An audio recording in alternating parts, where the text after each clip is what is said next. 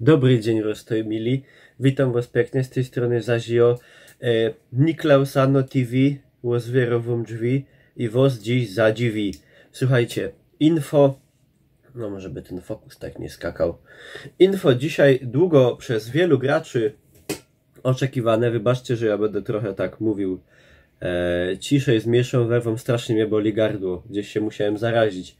Zostało zapowiedziane PlayStation 5. Mało tego, bo nie tylko PlayStation 5 zostało zapowiedziane już oficjalnie, ale też nową konsolę zapowiedział Microsoft. Aczkolwiek forma nowa konsola to prawdopodobnie nie jest to, co wielu graczy oczekiwało. Ale może po kolei. Najpierw a propos PlayStation 5. Co wiadomo na ten moment?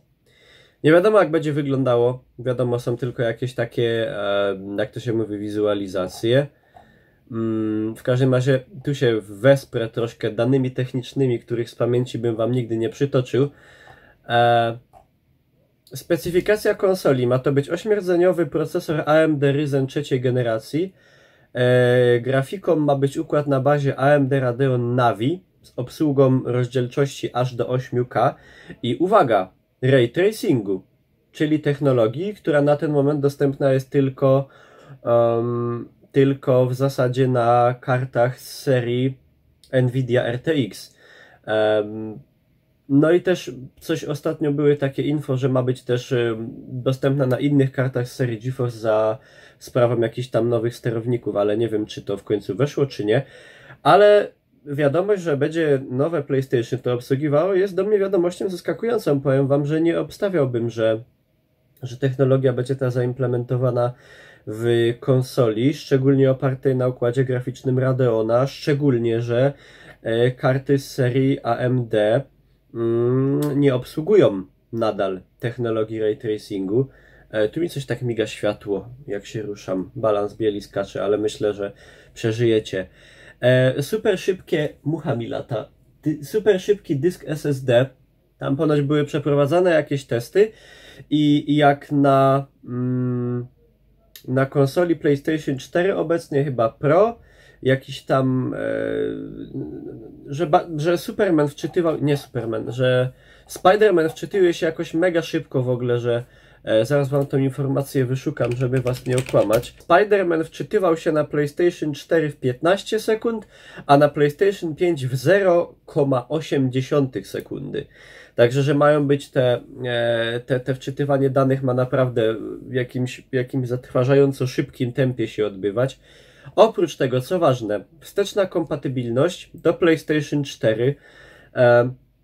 Niestety nie znajdują póki co potwierdzenia, że tak powiem, życzenia wielu graczy i takie plotki, jakoby ta wsteczna kompatybilność miała sięgać aż gdzieś starszych konsol, na przykład PlayStation 3 czy PlayStation 2. Póki co wiadomo tylko, że PlayStation 4, jeżeli chodzi o wsteczną kompatybilność, będzie wspierane. Kiedy będzie premiera? Nie w tym roku. Najpewniej na premierę będziemy musieli poczekać do roku 2021, czyli nawet jeszcze nie w przyszłym roku. No i co jeszcze wiadomo oprócz tego? No niewiele. To jest w zasadzie wszystko. Ja się trochę zawiodłem. Liczyłem na tą wsteczną kompatybilność, przynajmniej gdzieś, że będzie można zagrać w gry z PlayStation 2. To gdzieś by zachęciło mnie do kupna. Jeżeli to jest tylko wsteczna kompatybilność do PlayStation 4, na pewno zainteresuje to osoby, które PlayStation 4 nie miały, a te, które jak ja na przykład nie były niedawno, cóż, zawsze będzie można sprzedać, dołożyć do piątki i ją nabyć. Jeżeli chodzi o cenę, cena ma zadowolić graczy. Teraz to jest takie enigmatyczne hasło.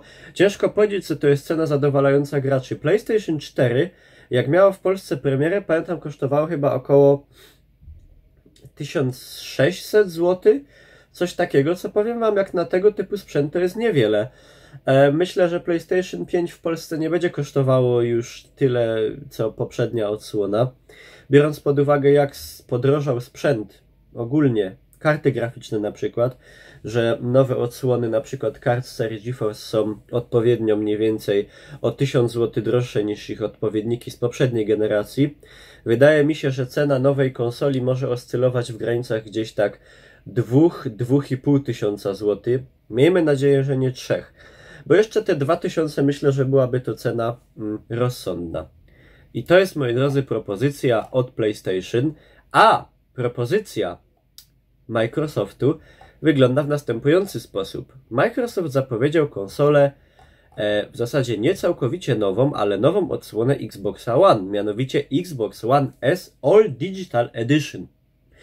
I jakie tutaj skojarzenia się nasuwają? All Digital, czyli w całości cyfrowa edycja, wskazywałaby na to, jak możecie, nawet nie wiedząc o co chodzi, troszkę pokminicie, czyżby był to ten sam Xbox, tylko bez napędu fizycznego? Tak! Wygraliście Państwo talon na kurwę i balon. Właśnie, Microsoft zapowiada nową odsłonę Xboxa, pozbawionego czytnika Blu-ray, wycenionego na $249, czyli 942 zł bez podatku VAT. Jeszcze może być tak, że w Polsce będzie kosztował 1500. No, ale może nie. W zestawie znajdziemy 3 gry: Minecrafta, Forza i Sea of Thieves. Konsola zadebiutuje już 7 maja. Czyli za niedługo, za niecały miesiąc. No i czym on się będzie różnił? No właśnie już powiedziałem. Będzie się różnił tym, że nie będzie miał napędu. Że będzie się na nim ogrywało wyłącznie gry z dystrybucji cyfrowej. No. I to tyle. Xbox One S All Digital Edition wydaje się być stworzony z myślą o abonamencie Xbox Game Pass, w tym jego zapowiedzianej właśnie wersji Ultimate, i ma stanowić ciekawą propozycję dla pewnej grupy graczy. No właśnie!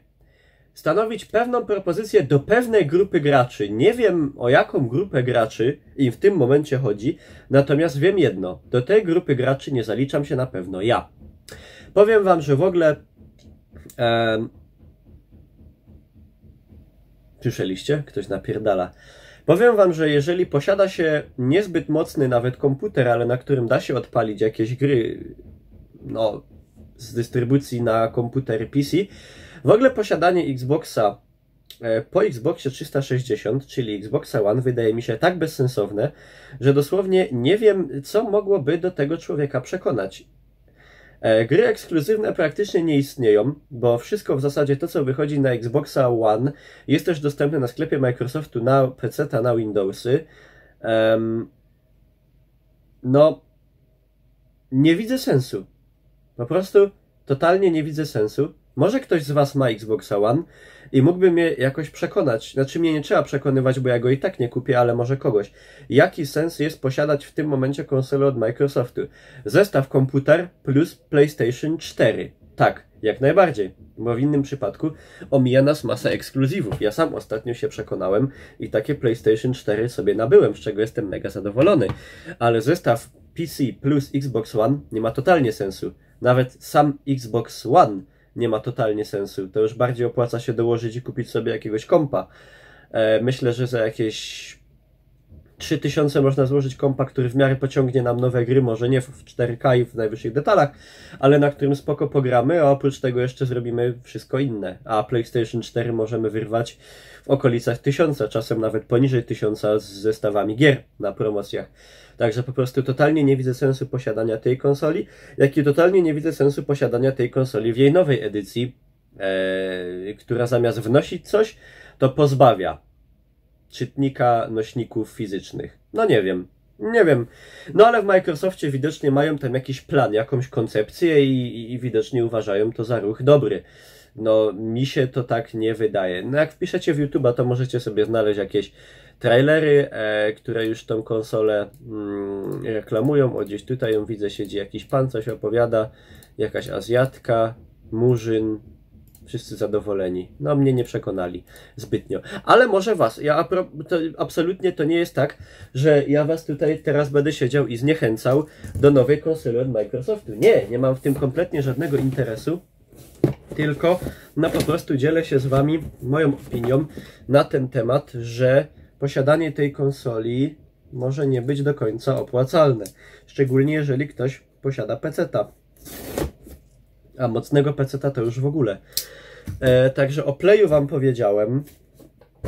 Czekam, czy kupicie? Ja powiem wam, że jak cena nie będzie jakaś super wygórowana, to będziemy się zastanawiać. No ale dopiero póki co kupiłem Playa 4 i jakoś mi się do nowego nie śpieszy.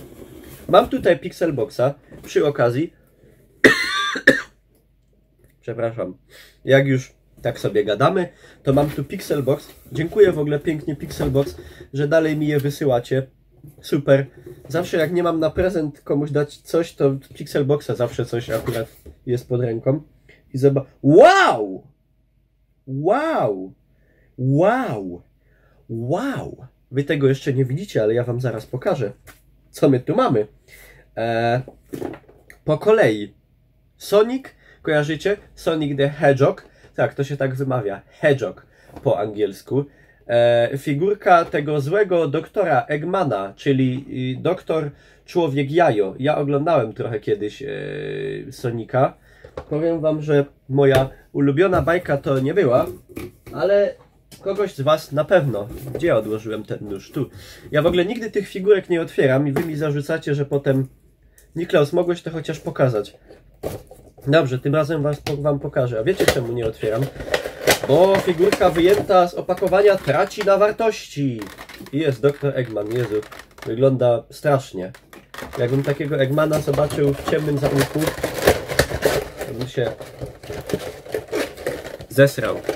Z pewnością. Także taka figurka ładna doktora Eggmana. Ktoś jest fanem Sonika, to pewnie będzie zadowolony. I teraz uwaga. Bo... A nie, przepraszam. Wow!